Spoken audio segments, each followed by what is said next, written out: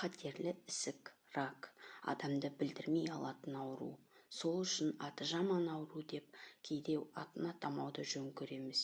Егер қатерлі ісікті асқындырмай, 3-ші және 4-ші кезеңіне жеткізбей анықтаса, емдеу оңай болмақ. Құлан таза жазылу мүмкіндігі жоғары. Бірақ оның алғашқы белгілерін қалай табамыз, неден күдіктенеміз? Сол жағы күмәнді. Видеоны соңына дейін көріп, арнамызға тіркелуді ұмытпаңыз. Онколог дәрігерлердің айтуынша, рактың алғашқы белгілерін анықтаудың бірнеше жолы бар. Ең бастысы, сол белгілерге мән беріп, дәрігерге барынша ерте қаралу. Мынадай жағдайларда дәрігерге тез қаралған жөн. Бірінші, жөтел, ұзақ жөтелсе. Адам 1 айдан артық жөтелгені жақсы емес. Жөтелдің себебі бронхит немесе тұмау, сол сынды маусымдық аурулар болса түсінуге болады. Бірақ басқа себебі болмаса, онда күдіктенуге тура келеді.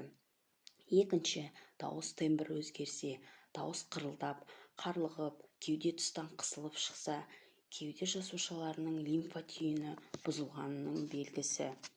Үшінші, асқазанның ас қорытуы бұзылса, адам 3 күн бойы ас іше алмай, асқазан оны сіңіре алмаса, сондай-ақ іш өту мен іш қату қатар жүрсе, бұл да тоқ ішектің онкологиясынан хабар беруі мүмкін. Үлкен дәретте қанның қызарған не қарайған ізі болса, шұғыл ауруханаға қаралған дұрыс. Дәрігерлер колоноскопия жасап, ішек құрылысын тексереді. 40-45 жастан асқан жандарға жылына 1 рет колоноскопия жасатқаны жөн. Өйткені бұл тоқ ішек ісігін анықтаудың бірден-бір жолы.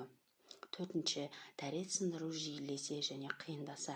Дәретте қанның ізі байқалса, бұл инфекциялық аурулардың да қуғастық қатерлі ісігінің де белгісі болуы мүмкін. Бесінші, асқазан үнемі қыжылдаса, қышқыл деңгейі көтеріліп кете берсе, тамақ жеу қиындаса, бұл белгілердің бәрі асқазан мен өң ісігіне қатысты. Адам бірден салмақ тастайды, үнемі іші ауырып лоқсиды. Алтыншы, арқа мен жамбас ауырса, іш кепсе, асқазан тамақ қорыта алмаса, жыныс мүше тұсында қышыма пайда болса, белгісіз сұйықтық бөлініп шықса, бұлар аналық жыныс безі мен жатыр ісігінің белгілері. Жетінші, денеде жара, түйін, ісікке ұқсас томпақ бүршіктер пайда болса, әрі ол ұзақ кетпей жүріп алса, бұл да рактың белгісі болуы ықтимал. Сегізінші, қал мен мең үлкейсе, денеде жарақат түсіп, ұзақ жазылмай жүрсе, ауыз қуысында ауырсыну көбейсе, тістің ақ қысыл түстес дақтары пайда болса, онда да дәрігерге барған жөн. 9-шы, ми ісігі кезінде бас жиі ауырады, аяқ-қолы үйіп өзін нашар сезінеді. Ісік өскен сайын көздің көру қабілеті нашарлайды, аяқ-қолы тырысып қалады. Қатерлі ісік қайдан келеді? Қатерлі ісік темекі, арақ-шараптың кесірінен жүре пайда болады. Кей жағдайларда тұқым қуалауы мүмкін. Тағы бір себебі салауатты өмір салтын ұстанбауда жатыр. Аты жаман аурудың пайда себебі күйзеліс.